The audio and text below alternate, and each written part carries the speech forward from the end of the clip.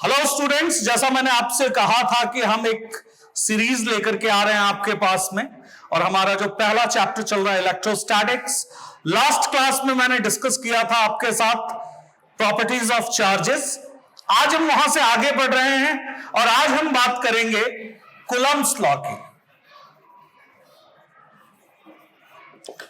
Coulomb's law in electrostatics आप already class 10th में पढ़ चुके हैं इसे। कूलम्ब्स लॉ क्या कहता है? कूलम्ब्स लॉ कहता है कि अगर कोई भी दो स्टेशनरी चार्ज पार्टिकल्स हों या चार्ज बॉडीज हों या चार्जेस हों, ध्यान रखिएगा, Coulomb's law is valid only for stationary charges. Condition है कि चार्ज रेस्ट पे रहना चाहिए। Coulomb's law states that force of attraction or repulsion between two stationary charges separated at a distance r in air or vacuum is directly proportional to product of the charges q1 q2 and inversely proportional to square of the distance। और इन दोनों को मिलाकर आप यहां पर एक proportionality constant लेते हैं k, जिस k की वैल्यू होती है 1/4 एप्सिलॉन नॉट। जैसा आप जानते हो एप्सिलॉन नॉट क्या होता है? This is called absolute permittivity. Absolute permittivity of free space और वैक्यूम और एयर, और इसकी वैल्यू होती है 8.85 इंटू 10⁻⁻12। ये बेसिकली बताता क्या है? परमिटिविटी बेसिकली ये बताता है कि उस पर्टिकुलर मीडियम में वो चार्ज के अंदर कितना इलेक्ट्रिकल इफेक्ट है।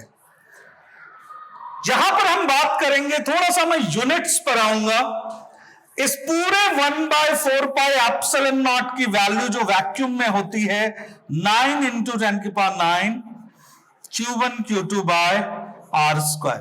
इस पूरे 1/4 एप्सिलॉन नॉट की वैल्यू होती है कितनी? 9 इंटू 10⁹। अगर आप ऐसा यूनिट्स में इसको लेंगे तो इसकी वैल्यू कैलकुलेट करने से इतनी आती है। लेकिन आइए थोड़ा सा बात करते हैं कि अगर हमने यूनिट्स को चेंज कर दिया, जैसे इस k की वैल्यू को अलग अलग मीडियम में अगर हम लेना चाहें तो हम कैसे ले सकते हैं? तो देखिए, अगर मैं k की वैल्यू निकाल रहा हूं एक बार CGS मीडियम में और एक बार MKS सिस्टम में। CGS में जो फोर्स लेंगे आप किस में लेंगे? डायन में। डिस्टेंस लेंगे सेंटीमीटर में। चार्ज लेंगे ESU में। याद रखिएगा, ESU इज इलेक्ट्रोस्टैटिक यूनिट। तो उस जगह पर जो इस k की वैल्यू आएगी दिस विल बी 1। लेकिन MKS में जो फोर्स लेंगे आप, that is in newton, distance will be in metre, charges will be in coulomb. उस समय जो k की वैल्यू आएगी दैट इज 9 इंटू 10⁹। तो कहने का मतलब है कि किसी भी मीडियम में आप इस फोर्स की वैल्यू को कैलकुलेट कर सकते हैं, चाहे वो CGS मीडियम हो चाहे MKS मीडियम हो, k की वैल्यू अकॉर्डिंगली चेंज होती चली जाएगी। एक और कन्वर्जन है कि 1 ESU जो इलेक्ट्रोस्टैटिक यूनिट है वो basically 1 coulomb is equal to 3 into 10⁹ ESU equals to 1/10 EMU। ये कन्वर्जन याद रखिएगा कि कैसे चार्ज को हम कन्वर्ट करते हैं SI से CGS में या MKS से CGS में। So 1 coulomb equal to 3 into 10⁹ ESU equal to 1/10 EMU। इसके साथ साथ 1 फैराडे equals to 96,500 coulombs। ये भी केमिस्ट्री में आपने पढ़ा है, लेकिन ये चूंकि चार्ज का यूनिट है इसलिए मुझे लगा कि इसे बताना बहुत जरूरी है। तो इस तरीके से हमने कूलम्ब्स लॉ को समझा। अगेन मैं ब्रीफ कर देता हूं। कूलम्ब्स लॉ हमेशा दो स्टेशनरी चार्ज पार्टिकल्स के बीच काम करता है। कूलम्ब्स लॉ एक दूसरे को अट्रैक्ट और रिपेल करता है। अब इसकी कंडीशन क्या है, तो याद रखिएगा, अगर Q1 Q2 का प्रोडक्ट 0 से बड़ा है, पॉजिटिव है, तो फोर्स का नेचर हमेशा रिपल्सिव होगा। और अगर Q1 Q2 का प्रोडक्ट 0 से छोटा है तो फोर्स का नेचर हमेशा अट्रैक्टिव होगा। ऐसे क्वेश्चंस आपसे पूछे जाएंगे कि अगर मान लीजिए कि एक चार्ज है 2 और 3, 2 माइक्रोकूलम 3 माइक्रोकूलम, और एक चार्ज है 2 माइक्रोकूलम -3 माइक्रोकूलम, तो आप इसका ग्राफ कैसे बनाएंगे? अगर दोनों के बीच का डिस्टेंस है तो ग्राफ कुछ ऐसा बनेगा। 2 into 3, जैसा आप देख रहे हैं यहां का प्रोडक्ट +6 है और यहां का प्रोडक्ट -6 है, तो ये वाला फोर्स ऊपर की तरफ जो होगा ये रिपल्सिव होगा, नीचे की तरफ जो होगा वो अट्रैक्टिव होगा। This shows repulsion, this shows attraction. दोनों के दोनों 6 है, लेकिन देखिए फर्क क्या हुआ जब यहां पर आप फोर्स और डिस्टेंस के बीच का ग्राफ ड्रॉ करते हैं तो ये रिपल्शन दिखा रहा है जबकि ये अट्रैक्शन दिखा रहा है।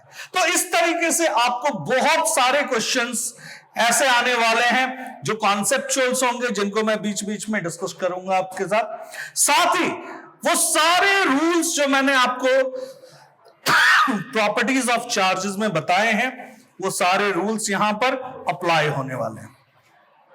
अब जो हम टॉपिक डिस्कस करेंगे that is dielectric constant, which is very important. Dielectric constant क्या है? देखिए, डाइलेक्ट्रिक कांस्टेंट को अगर आपको समझना है तो आप कुछ इस तरीके से समझेंगे कि अगर आपके पास दो चार्जेस अभी एयर और वैक्यूम में रखे हुए थे एट अ डिस्टेंस r, तो इनका फोर्स इन वैक्यूम क्या होगा? 1/4πε0 Q1 Q2 r²। लेकिन अगर इन दोनों चार्जेस को किसी और मीडियम में डाल दिया जाए तो क्या होगा? आइए देखते हैं। अगर हमने इन दोनों चार्जेस को किसी और मीडियम में डाल दिया तो यहां पर जो F मीडियम होगा अब उसकी परमिटिविटी चेंज हो जाएगी। This is called epsilon. जैसा मैंने बताया था आपको, epsilon not is only for air और वैक्यूम, बाकी सारी की सारी चीजें सेम रहेंगी। और इन दोनों का जब आप रेशियो लेते हो तो आपको एक रिलेशन मिलता है FV/FM equal to epsilon by epsilon naught, and this ratio is called K, small k, and this is called, इसी का नाम है रिलेटिव परमिटिविटी और इसी का नाम है डाइलेक्ट्रिक कांस्टेंट। तो बेसिकली आपने क्या देखा कि डाइलेक्ट्रिक कांस्टेंट क्या है? ये रेशियो है force in vacuum to the force in medium का, और ये रेशियो है permittivity of the medium to permittivity in air का। अब आप क्या चीज निकालते हो? सिग्निफिकेंस क्या है डाइलेक्ट्रिक कांस्टेंट का? डाइलेक्ट्रिक कांस्टेंट का मेजरली दो सिग्निफिकेंस है। सबसे पहला रोल जो इसका आता है वो आता है to find the permittivity of any medium. किसी भी मीडियम की परमिटिविटी निकालने में आप डाइलेक्ट्रिक कांस्टेंट का यूज करते हैं। जैसे रिलेशन मैंने आपको बताया, epsilon by epsilon naught equals to K, so epsilon equals to K epsilon naught. जैसे मान लीजिए कि माइका का डाइलेक्ट्रिक कांस्टेंट 6 है और मैं आपसे परमिटिविटी ऑफ माइका निकालने के लिए कह रहा हूं, तो आपको कुछ नहीं करना, आपने सिंपली इस डाइलेक्ट्रिक कांस्टेंट ऑफ माइका को एब्सोल्यूट परमिटिविटी से मल्टीप्लाई कर देना है। तो पहला आपने सिग्निफिकेंस समझा कि किसी भी मीडियम की परमिटिविटी को निकालने में किसका यूज होगा, डाइलेक्ट्रिक कांस्टेंट का यूज होगा। दूसरा जो रोल है वो रोल क्या है कि आप किसी भी फोर्स का कंपैरिजन कर सकते हो कैसे। This is first and this is second. Second case क्या बताता है, अगर मान लीजिए मैंने दो चार्जेस को उठा के वाटर में डाल दिया, अब क्या होगा, अब जैसे ही मैंने वाटर में डाला, अब देखिए क्या होगा, F V by F W की जो वैल्यू होती है वो 81 होती है, यानी जो डाइलेक्ट्रिक कांस्टेंट है वाटर का वो 81 है। इसका मतलब हुआ कि force in water is 1/81 times decreases to 1/81 times than in air.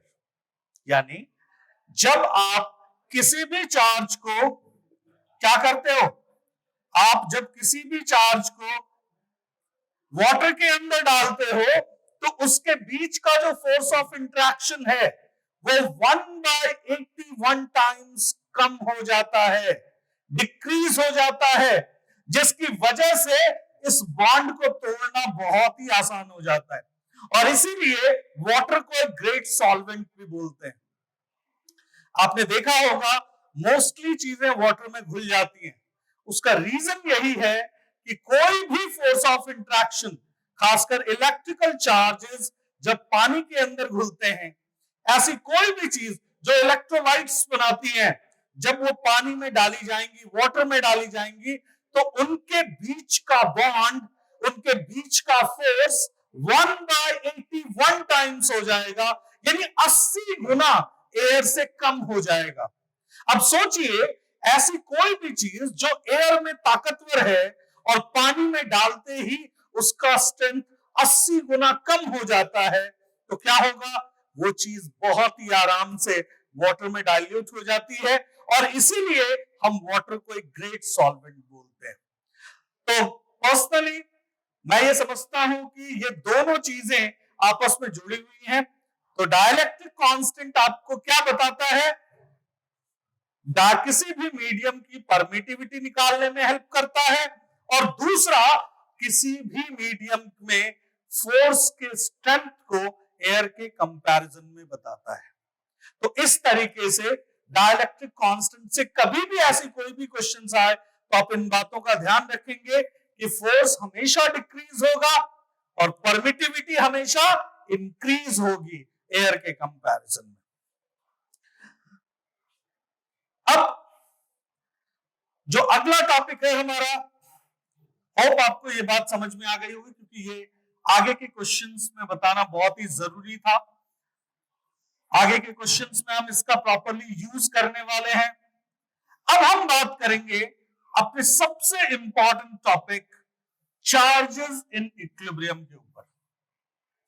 देखिए, जब मैं बात कहता हूं इक्विलिब्रियम की, तो इक्विलिब्रियम का मतलब क्या होता है? इक्विलिब्रियम का मतलब होता है बैलेंस। चार्जेस इक्विलिब्रियम में कब रहेंगे? आपने क्लास 11th में पढ़ा है इक्विलिब्रियम के कंडीशंस को। इक्विलिब्रियम में कोई भी चार्ज तभी रहता है जब उसके ऊपर नेट फोर्स 0 लगे। जैसे मान लीजिए कि यहां पर दो चार्जेस हैं, Q और 4Q। मेरा कहना है कि ये तीसरा चार्ज हम इन दोनों के बीच में कहां प्लेस करें कि ये तीनों के तीनों चार्जेस क्या हो जाएं, इक्विलिब्रियम में हो जाए।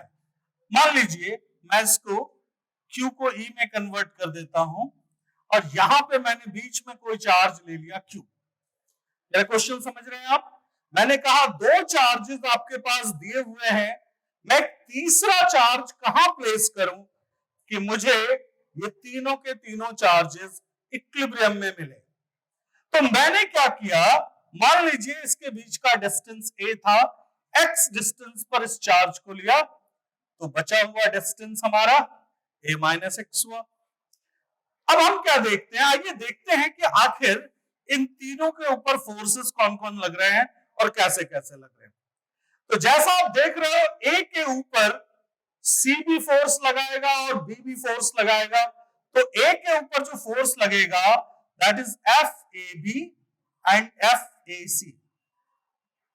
सिमिलरली बी के ऊपर बी को सी रिपेल करेगा तो एफ बी सी, और ए रिपेल करेगा तो एफ बी ए। और सिमिलरली सी के ऊपर ए रिपेल करेगा इधर एफ सी ए, और बी रिपेल करेगा इधर एफ सी बी। अभी हम तीनों को पॉजिटिव चार्ज मान के चल रहे हैं, क्योंकि हमें ये नहीं पता है इसमें से कौन पॉजिटिव है कौन नेगेटिव है।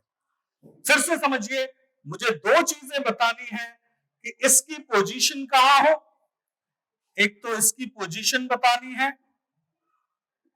और दूसरा इस Q का मैग्नीट्यूड बताना है। मुझे दो चार्जेस दिए हुए थे और मुझे ये बताना है where should we place this charge to make it all in equilibrium। तो जैसे मैंने आपको कंडीशन फॉर इक्विलिब्रियम बताया, कंडीशन फॉर इक्विलिब्रियम कहता है कि हर चार्ज के ऊपर जो फोर्स लग रहा है वो जीरो होना चाहिए। यानी जैसे मैं ए की बात करूं तो F A B plus F A C should be zero, F B C plus F B A should be zero, and F C A या F C B minus F C A equals to zero. माइनस क्यों लिया? क्योंकि यहां पर ये force बड़ा था, ये फोर्स छोटा है। अब आप कैसे पता लगाओगे कौन सा फोर्स बड़ा है? तो जिनके प्रोडक्ट, जिस दो चार्ज का प्रोडक्ट बड़ा होगा चार्जेस का, वो फोर्स बड़ा होगा। तो यहां पर इन दोनों का प्रोडक्ट बड़ा है और ये इसको रिपेल कर रहे हैं, तो F C B will be greater than F C A. तो ये कंडीशन है हमारे पास में।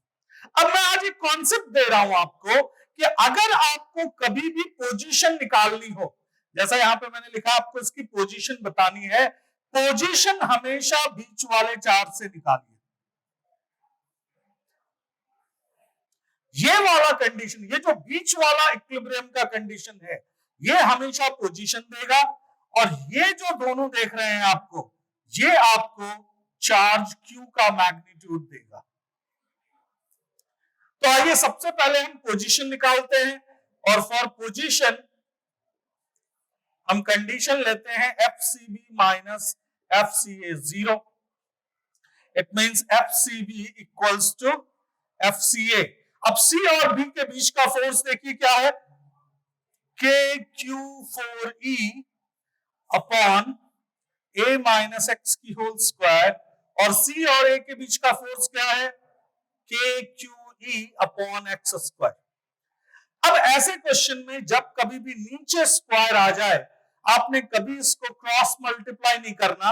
आपने क्या करना है, जो चीजें कट रही है काटिए, और उसके बाद taking square root both sides,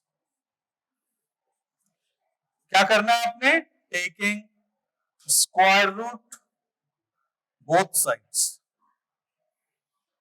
और स्क्वायर रूट करने के बाद आप यहां से बहुत ही आसानी से इस x की वैल्यू पता कर सकते हो। So this is 2x equal to a minus x, so 3x equal to a, so x equal to a by 3।